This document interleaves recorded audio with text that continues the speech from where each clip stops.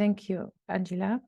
I'm joining you from Iraq, so a bit time differences of different time zone. And hopefully you will enjoy my presentation. It's part of a project that we are running through the last year, and it's going on until the end of 2025. 2025, sorry, as part of that program, these partnerships in collaboration with German University Kassel, Alexandria University in Egypt, and Beirut Arab University in Lebanon, associated with Babylon University in Iraq. I'm just going to stop the video to have a better quality of internet. And yes. Well, for today's lecture, it's designed to provide an overview to the theory of urban acupuncture and discuss the benefit and challenges that it has, especially in the context of Iraq, and how it could be applied in other contexts around the world. By applying a critical discourses analysis on the various of the three theorists and a case study from Baghdad, Iraq. This lecture aims to explore how can the theory of urban acupuncture being successfully applied in order to promote culture, identity, and social life. So to start from, what is urban acupuncture? Acupuncture as a term is derived from the Latin acus, which means the needles, and the English puncture. Acupuncture is a medical techniques in a traditional Chinese medical theory in which thin needles are inserted into the body at certain points. So it's motivated by the medical theory where the body, where these small parts connecting through a system of nerves. So it's work around the whole body, where we targeting a specific point and a specific energy points around the body. It's seen like a huge system of nerves and energy, and where each small part is connecting to the whole through a holistic approach. By simplifying this technique and the needle are inserting and applying it to the city, we can think on a bigger scale. How can this approach be applied or connected to the urban city, where the city is being seen mainly composed of the physical built environment and other movement of the people with, and how can specific intervention targeted specific point or specific neglected spaces in the city to be developed and improve in terms of its quality of life, urban spaces, and connection to the people. Urban acupuncture as a term combines urban design within the traditional theory of the acupuncture. This process uses small-scale intervention to transform the larger urban context. So urban acupuncture, using the traditional Chinese acupuncture approach theory for reference, it's views the city as a human body, a multidimensional sensitive energy organism, a living environment. The city acupuncture approach points are small but vital urban spaces. So within the city, we are looking at the vital urban spaces to modify, adjust, and improve. Urban acupuncture produces small scale but socially catalytic intervention into the urban fabric. So it relieves the stress from the body, relieves the stress from the urban city through this small kind of intervention in the urban city. By applying this small-scale intervention to such areas, the larger scales of the urban environment or the city operation will be affected, and thus some problem of that the city may have will be solved. In general, we will, by step or by applying these interventions, the city might be developed and overcome different kind of threats.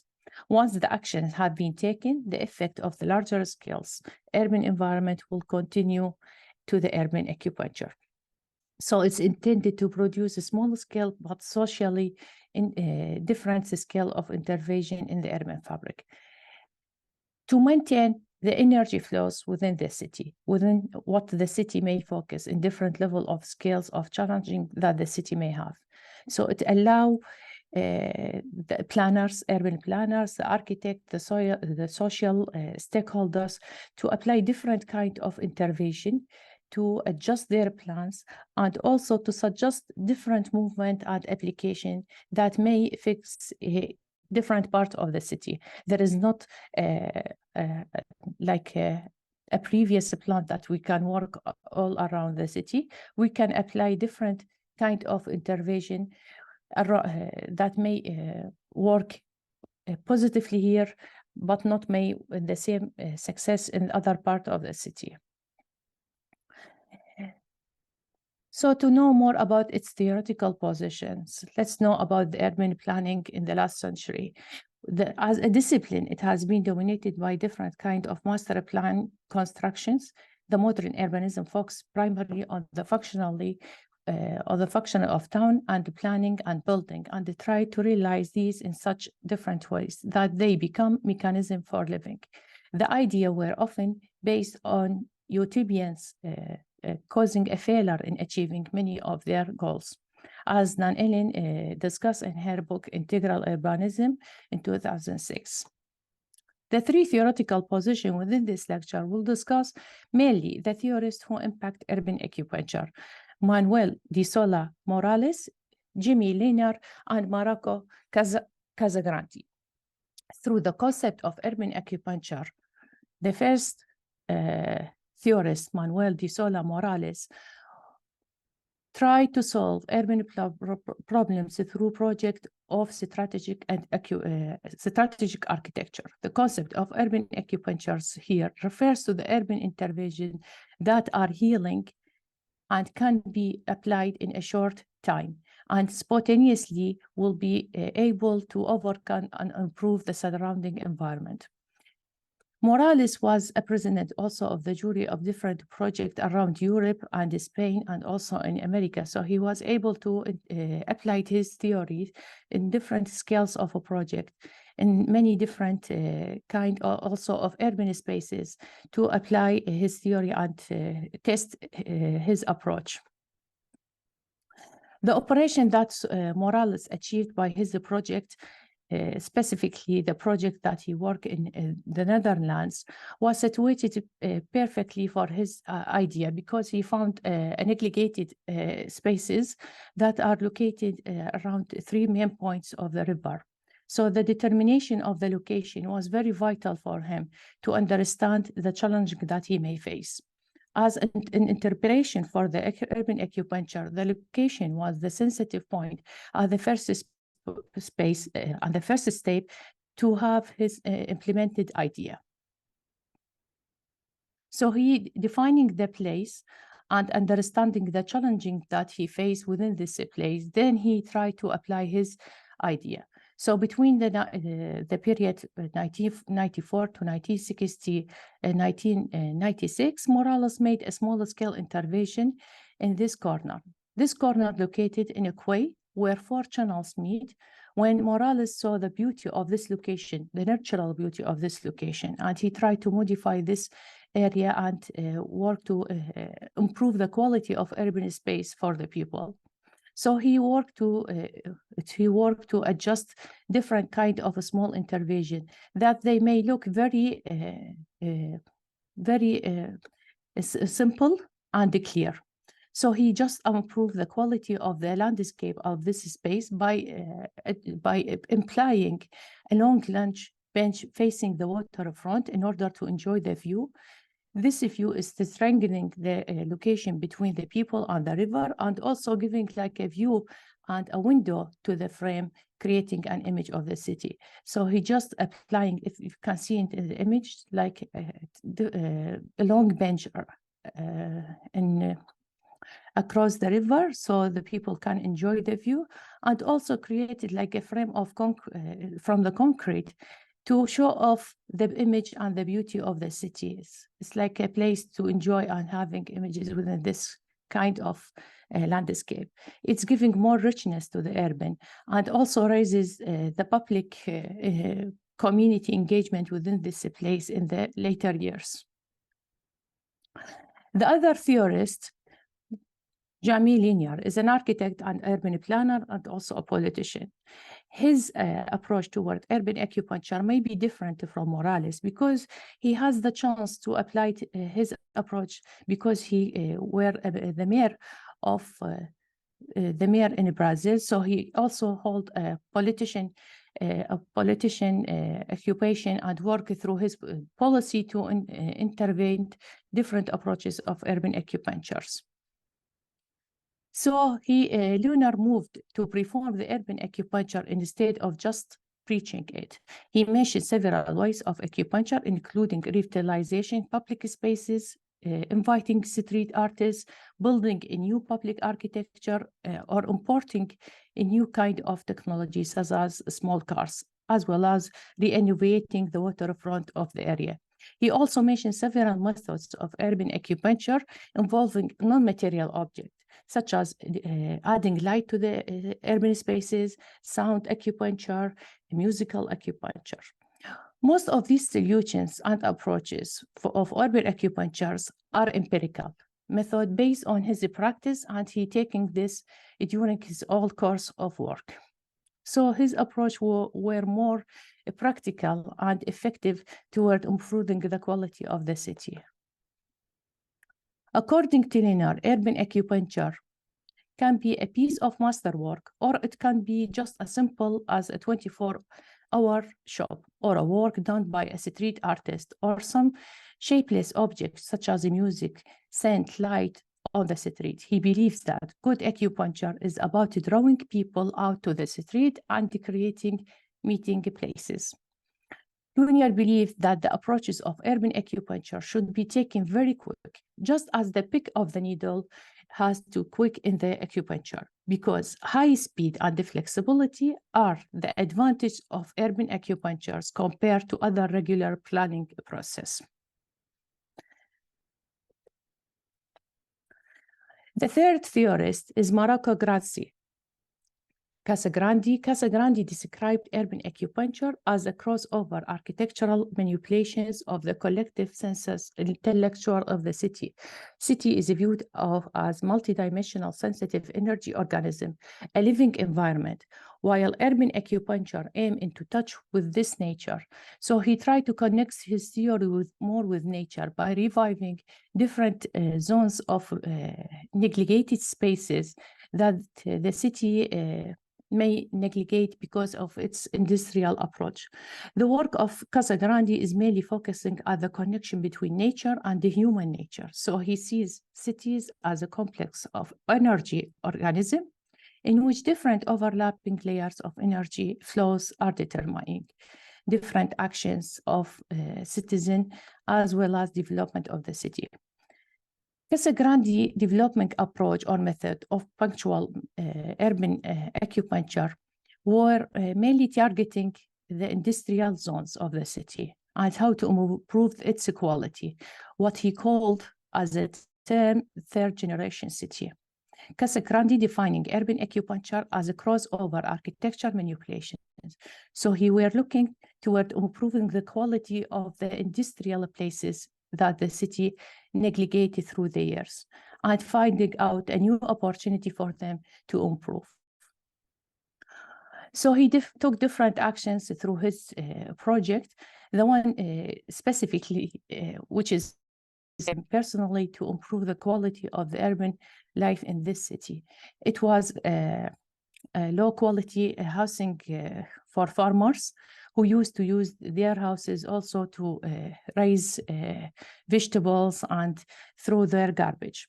So he took specific intervention to improve the quality of this space by, first of all, cleaning up the garbage, claiming abandoned lands to be used as a garden, also rebuilding roads to connect this environment with the other sites or environment that's surrounding this project, and also utilize ruins such as the furniture or other materials into kind of new materials to fix the urban landscape of the city.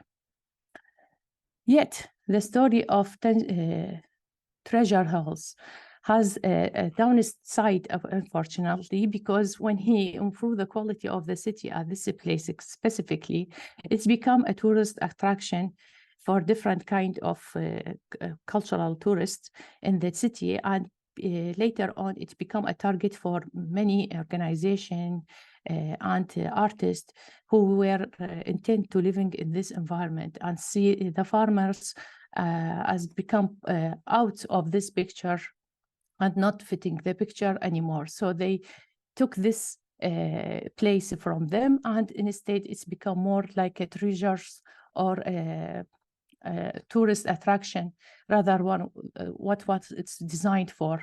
The same organization that they localized and legislating the policy to improve this environment at the first stage, they took it later on from its resident and inhabitant and make it for other person and people to live with.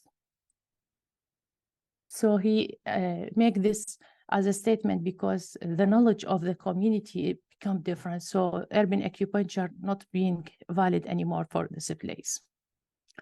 So from these three theorist approach, I'm going to present some kind of a case study in Iraq, and that may connecting these definitions into a specific case in Baghdad city, specifically the capital city of Iraq.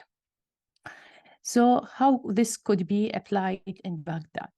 By focusing on the strategic renewal and their shift their energy in the larger urban context. Choosing the site is the main focal point to apply urban acupuncture and analyzing its social, economic, and environmental factors. So it should be understood and developed before taking any action and connection, and trying to develop a dialogue between designers, society to relieve stress in the environment. This would substitute from top-down to large-scale intervention that usually require massive investment of funds, which many cities do not have at the present time. The intervention occurs at two levels: physical and sensors.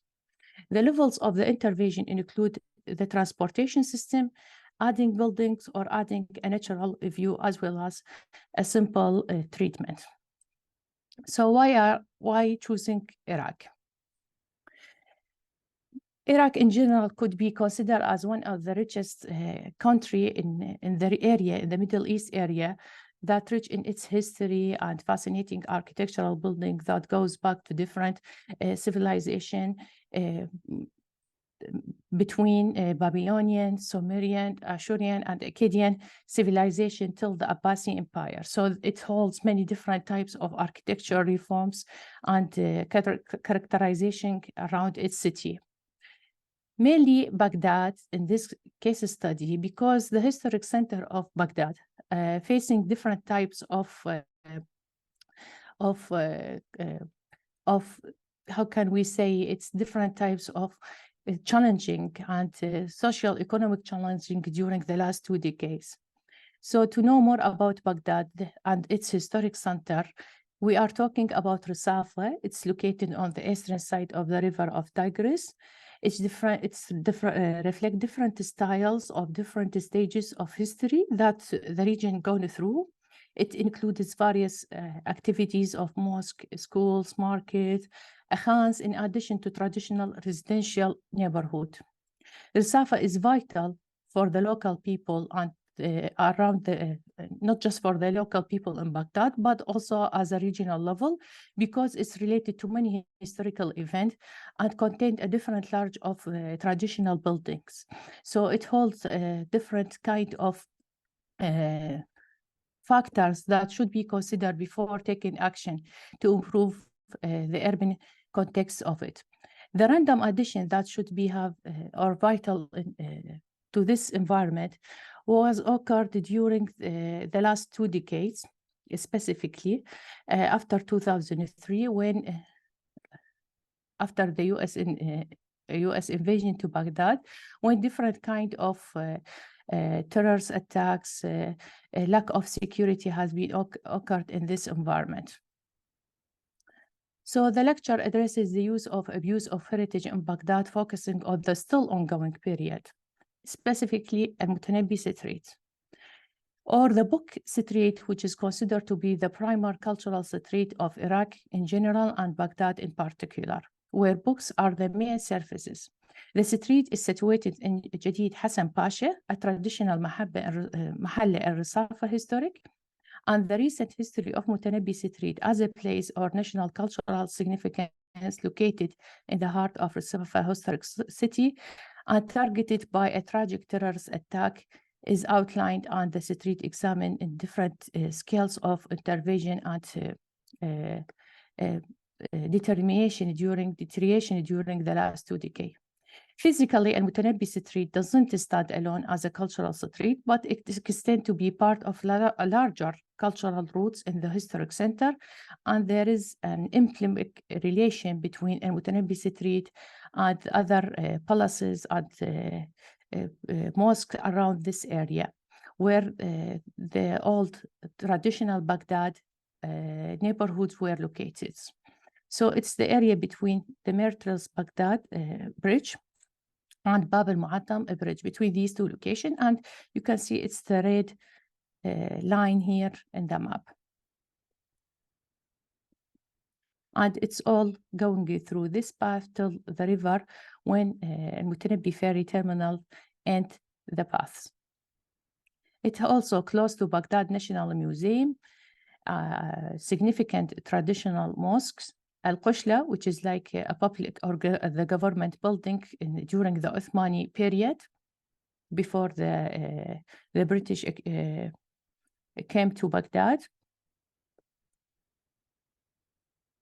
It was known as specifically as a bookshop alone and shaped the new intellectual identity of the Mutanabbi Street. But the changing name was being different or changed during 1932 to recognize as Al-Mutanabbi. And Al-Mutanabbi is one of the famous Arab poets who has significant books and poems in different types of events during Abbasi periods.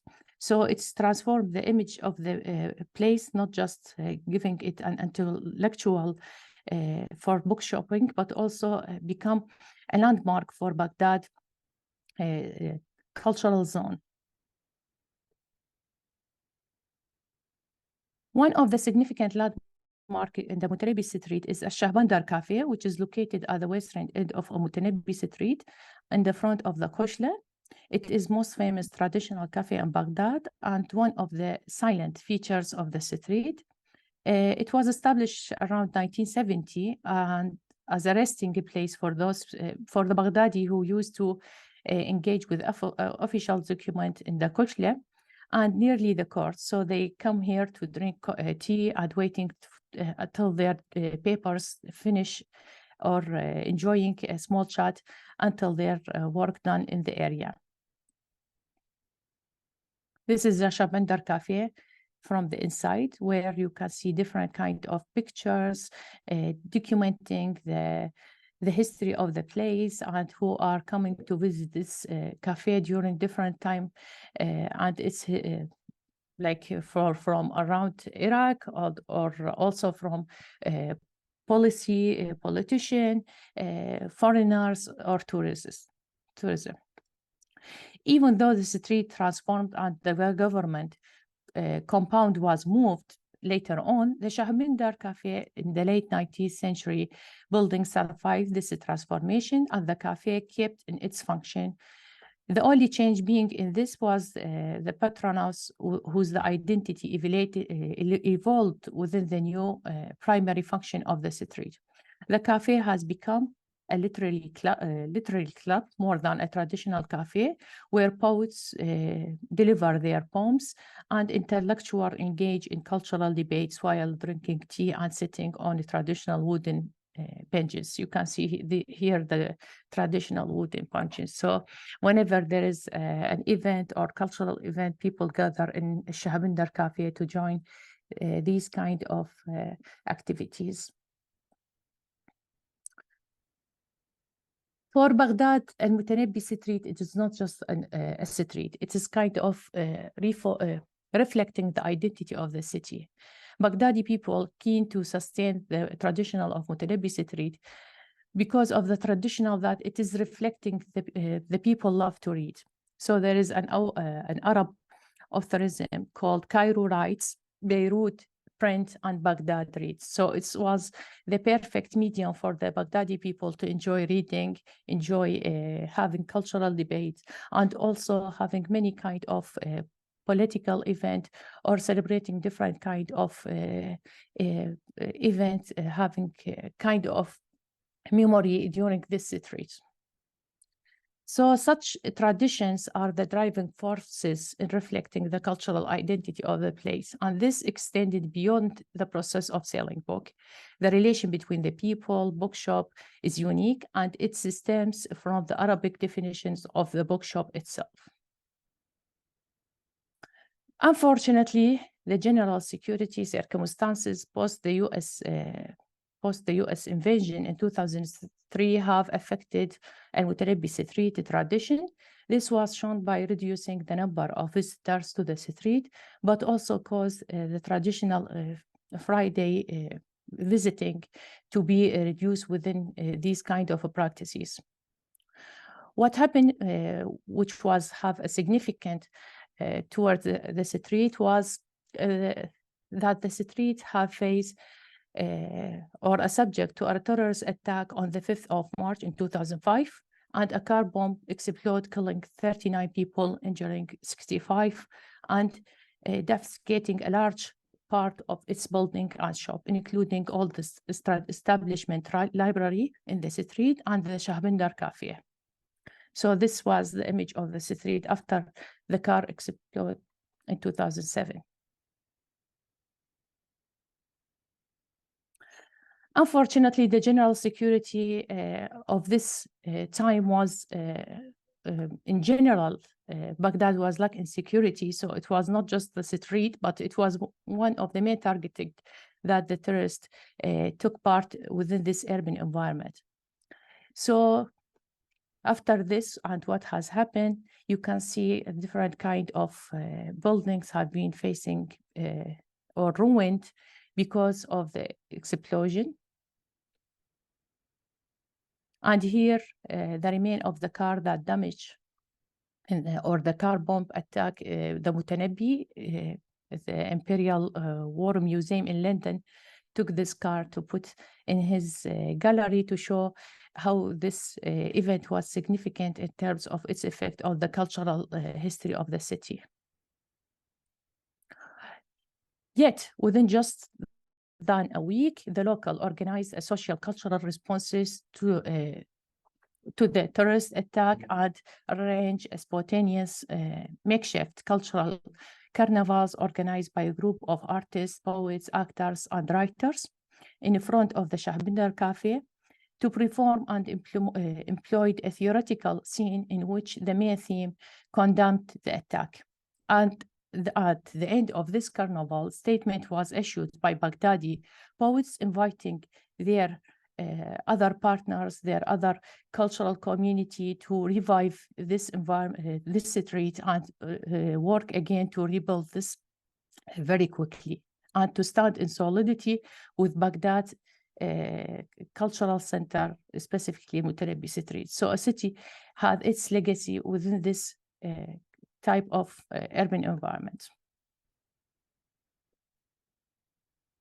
In a country specifically, you should know also, but in a country where insurance is not being applied or it's absent for decades and without any forms of official refurbishment, the library's owners start to revamp their properties by themselves, depending on their own saving.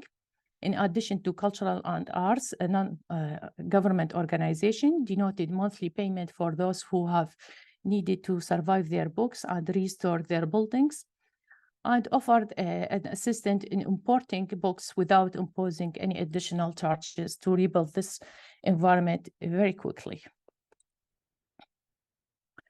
Mutanabbi Street later on adopted and accomplished a project by municipality of Baghdad to the Scientific Engineering Consulting Bureau at the University of Technology in Baghdad to apply and replan another project to revive the urban environment and its elevation in the city.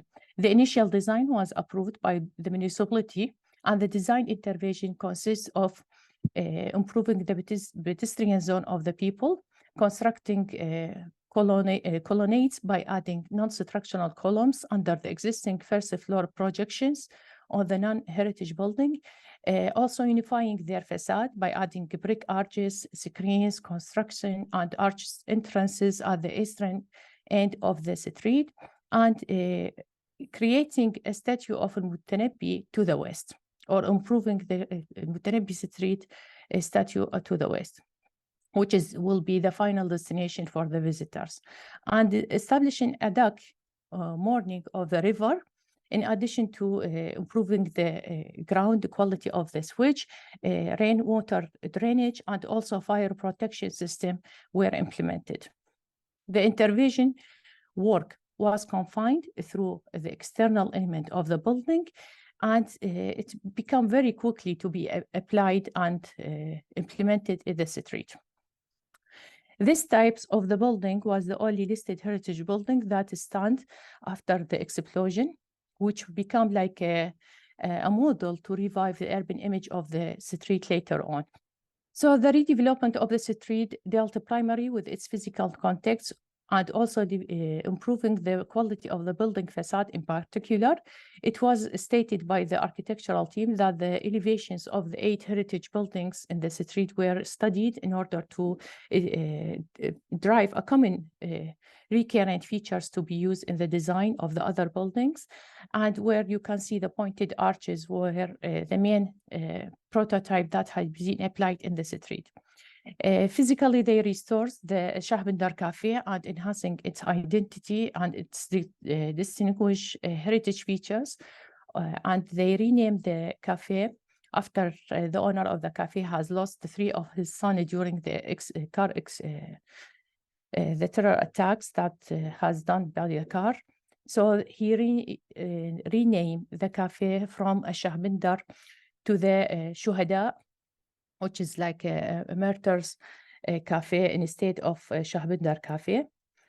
And also opening a pedestrian path or widening this path and cleaning it between the 2 main connections and facilitating it very effectively to make it accessible and easy to flow between the main interest of Al-Mutanabbi and the end of the river, toward the end of the river side.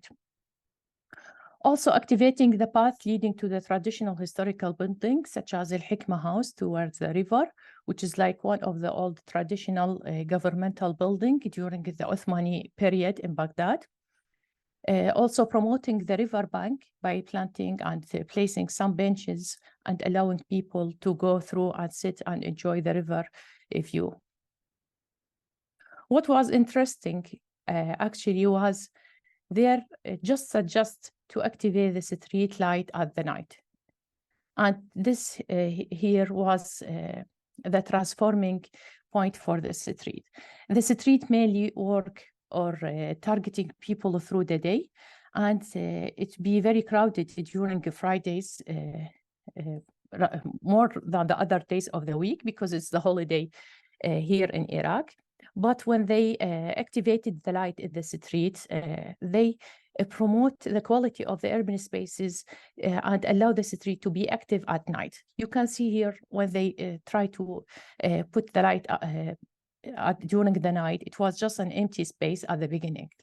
But just a few weeks later, people start to gather, and the streets become very vital for different kind of small activities rather than just selling books. So it's art crafting, giving artists forms, having like a different kind of art performance, sharing ideas, gathering, taking pictures. It's become vital for the community. You can see also juice cart here in the street, So it's become different kind of activity works spontaneously by the community and activated the place of the street.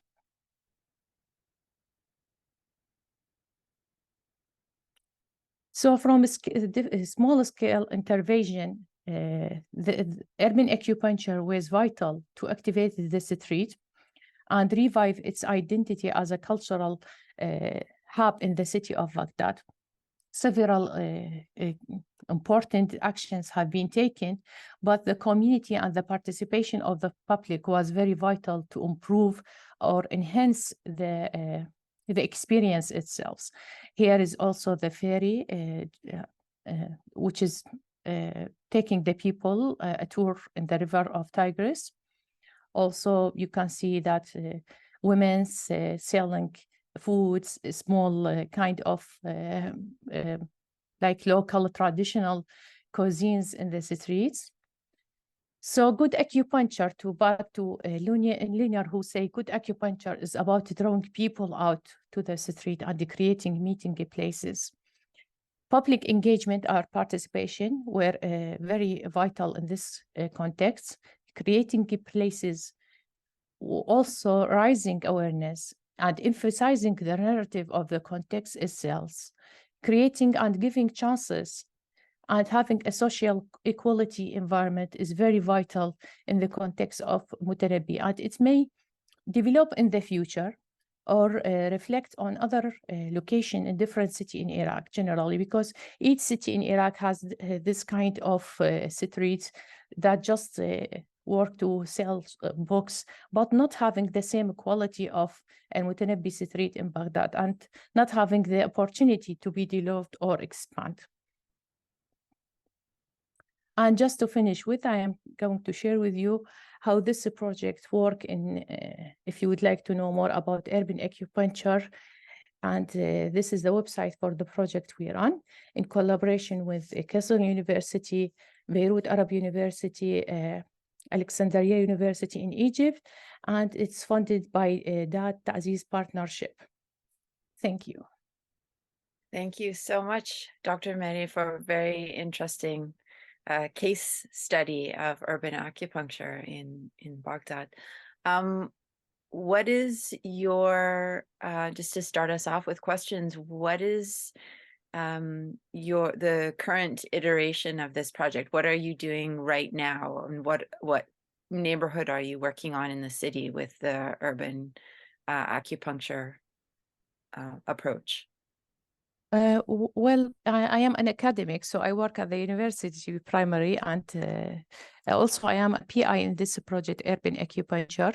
So we are running a different kind of events that may focusing on, first of all, expanding the knowledge, creating a network of connection between the universities, and also improving the quality of architectural students in different departments around Iraq. So we introduce them to different case study. We just finished in the last month a fellowship which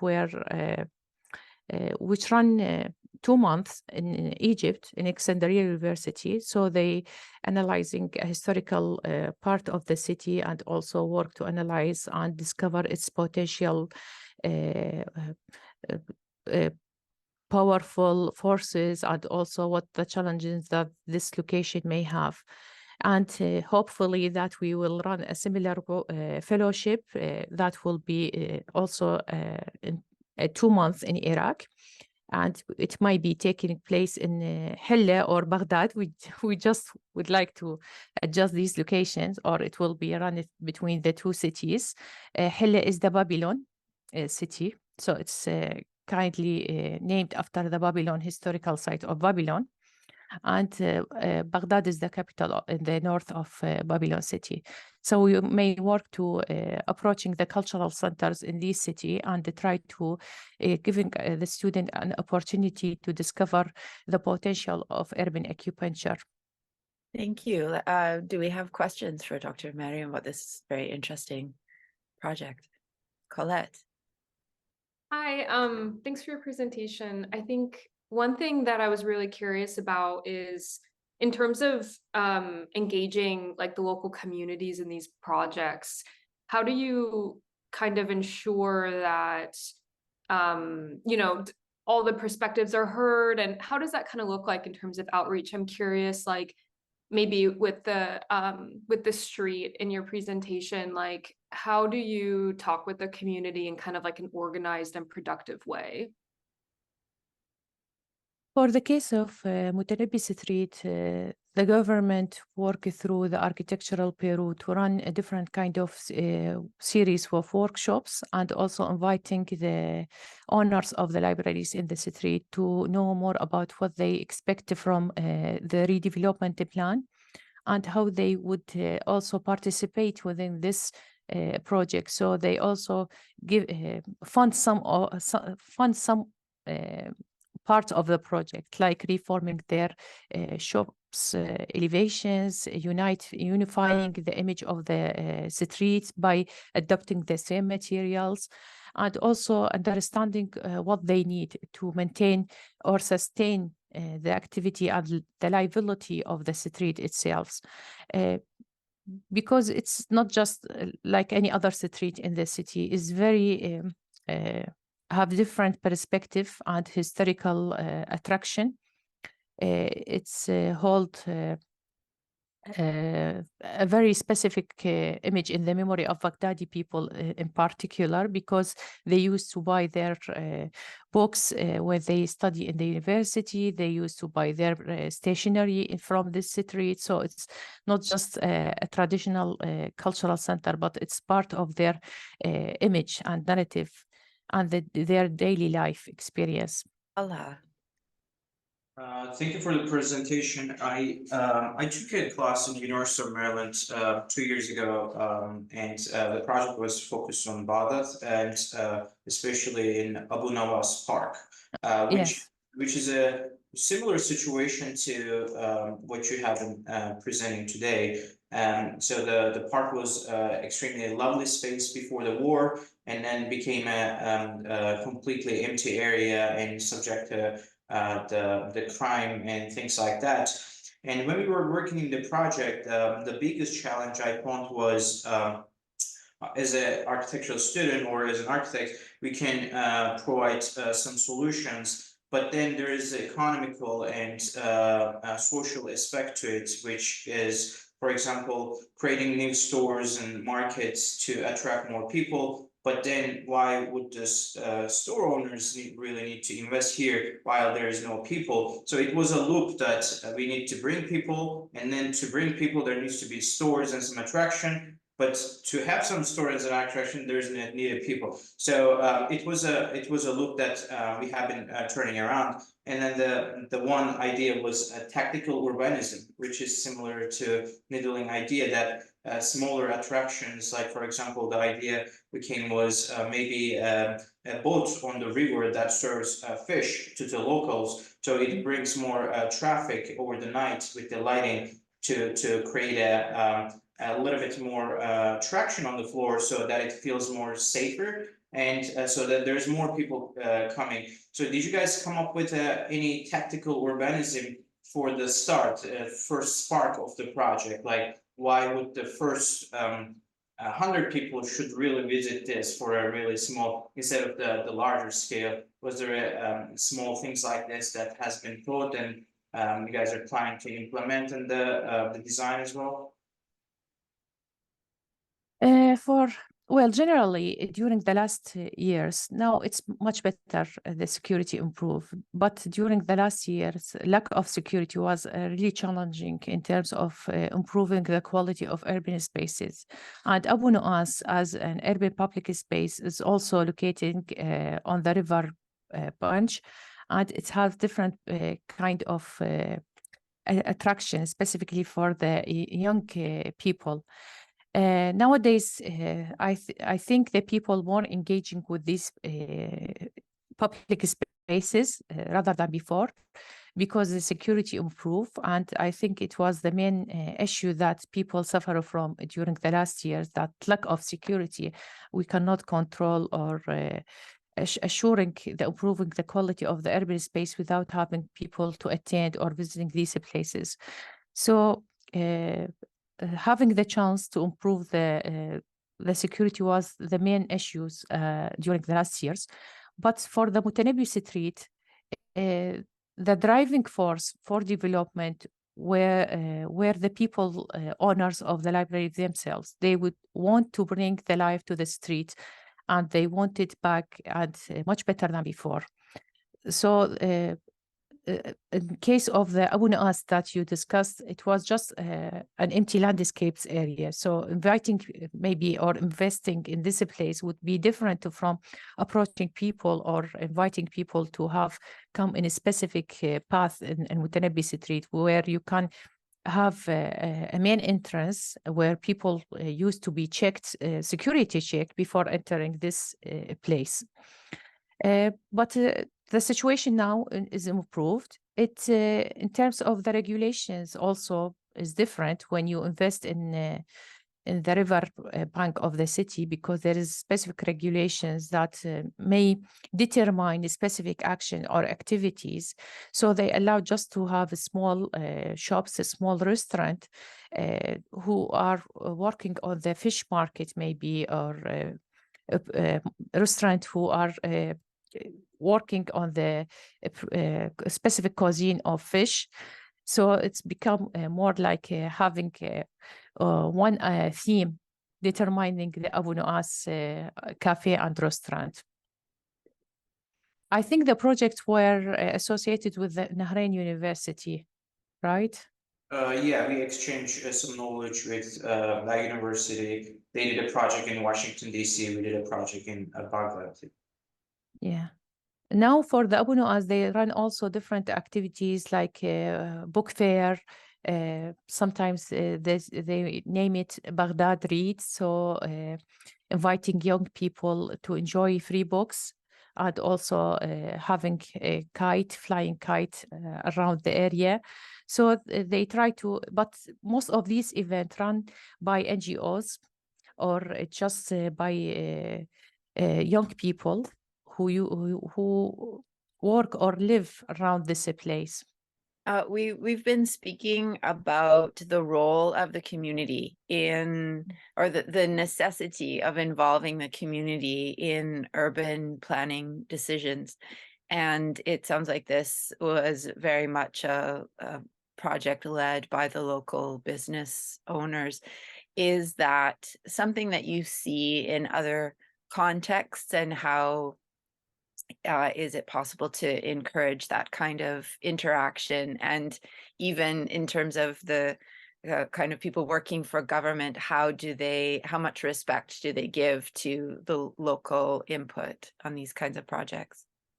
Well, to be honest, not much, because, you know, the government always has the power to do their plans.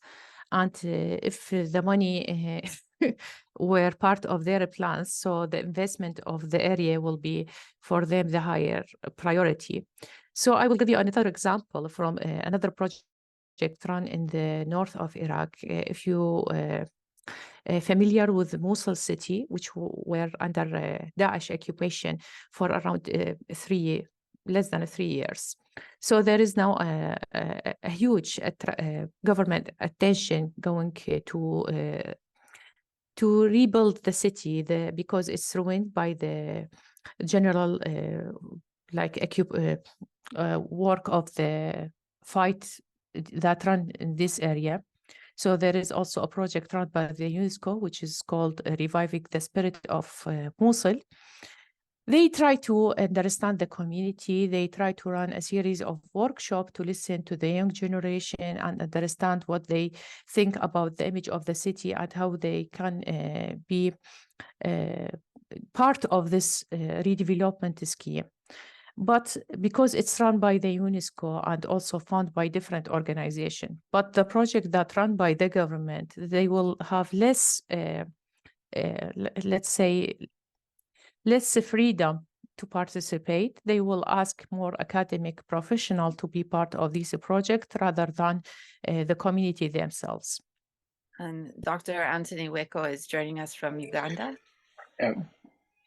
Oh yes, thank you, Ula, for your presentation.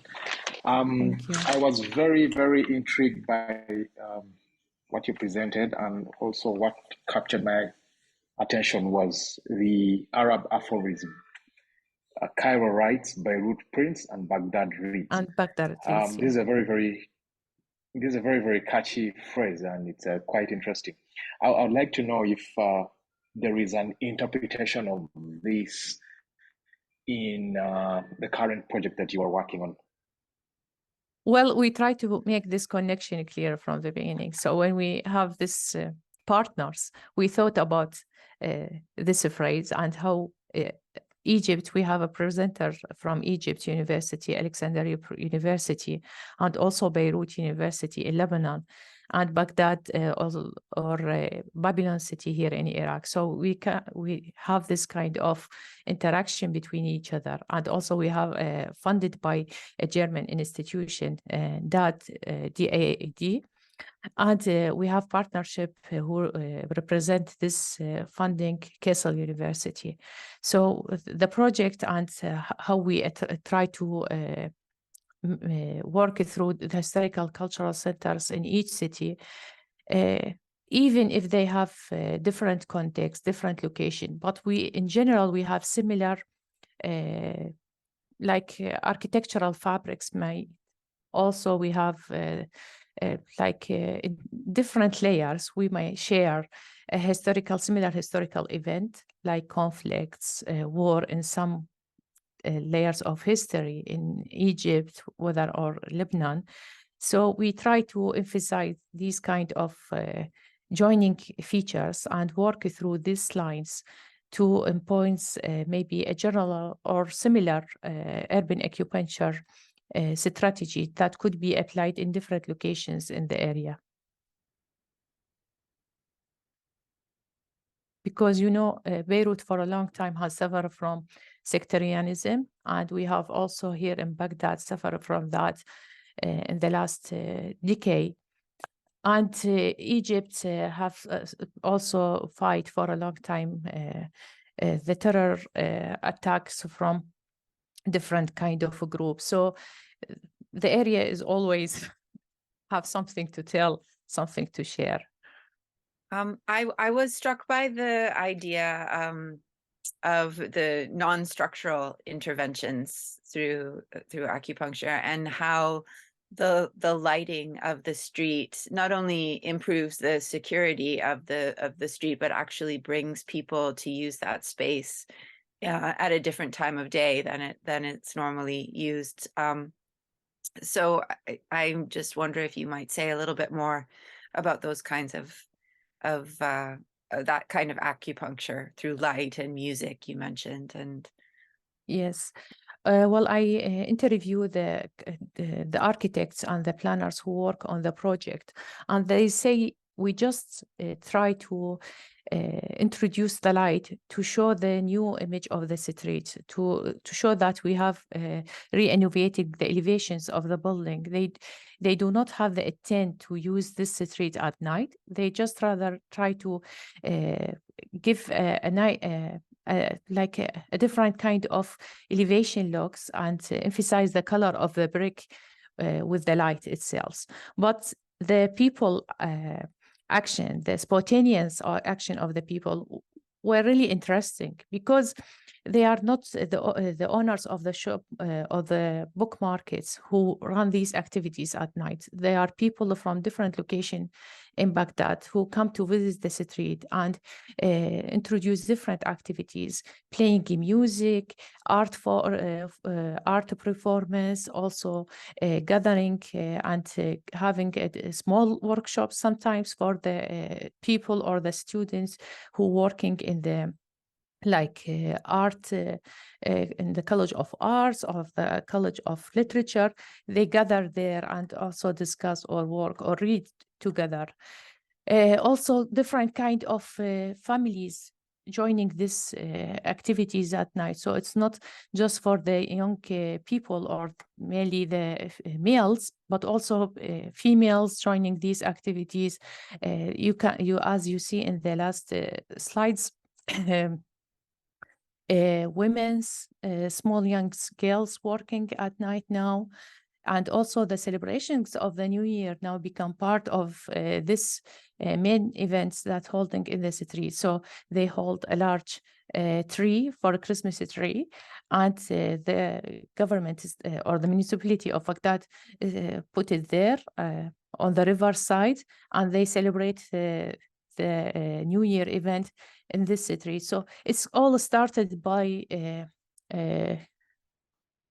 spontaneous activities by the people, but now it's activated and people asking to improve it and provide more function and opportunities to be developed and expand around the whole area, not just the street, the Mutanabbi Street itself, because as I said, it's part of a whole cultural center. It's part of Rashid Street, which is also a traditional historical center in the historical part of Baghdad, and also asking to open the museum at different time, not just at the morning, so the people or the families can visit the museum at night. So it might be expand and also improve in the next month, hopefully. Thank you.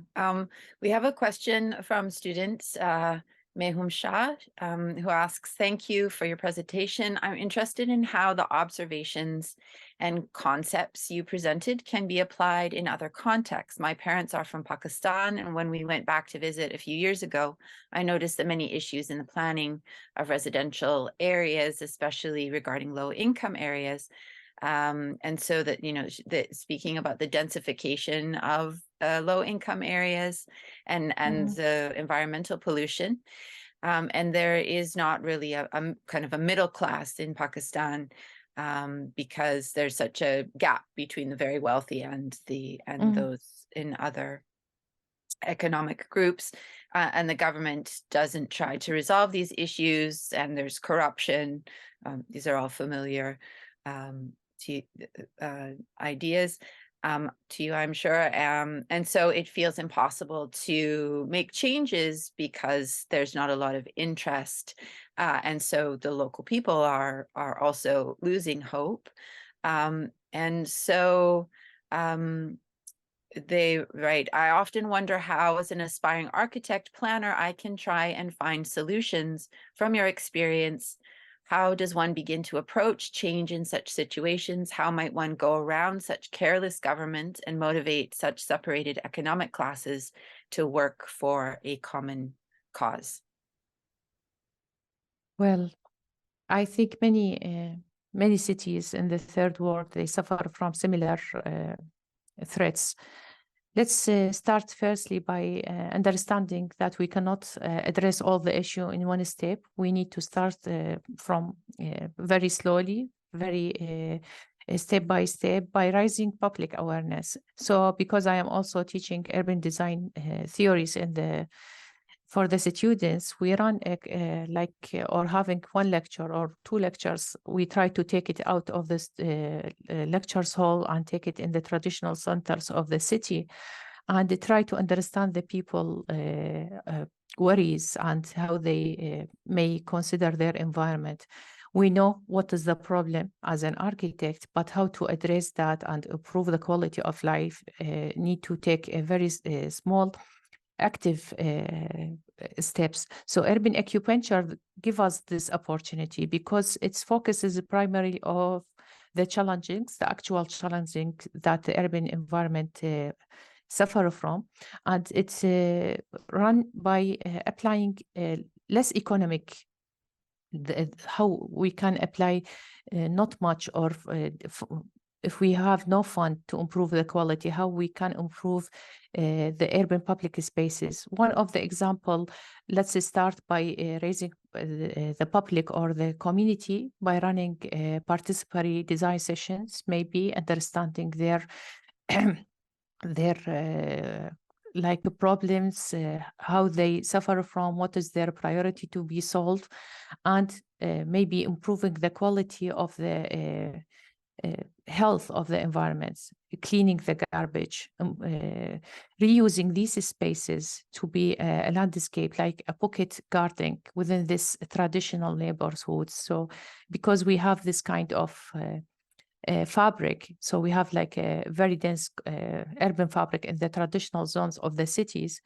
So when we visited, we saw many traditional houses, they ruined or just collapsed, so become a garbage zone for the community to run or throw their garbage. If we just provide them with the suitable equipment to facilitate their garbage daily, and also transform this environment to be like a small garden for their children, they will improve their use in the urban environment. They will later on may add something spontaneously to this environment and protect it, and looking for a better environment to be implemented. And if we just waiting the government to do everything, we will not improve the everything in the city, because sometimes it's just be neglected spaces like slums or like less income housing in the city. So how we can activate these places, make it more safer, maybe finding out new opportunities for their children, rather than just having like a kind of education, maybe, because some kind of these places also, they don't have enough school or appropriate school for their children. So they suffer, and this suffer goes over the years, and they inherited this kind of problems for the generations through the years.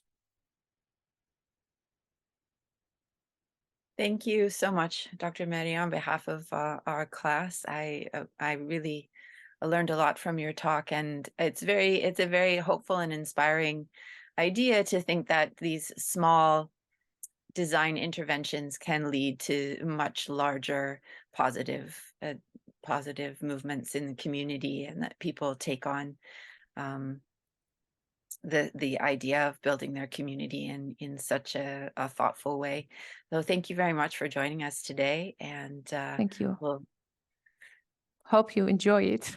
Thank you very much. Thank Yes, you it for was having me.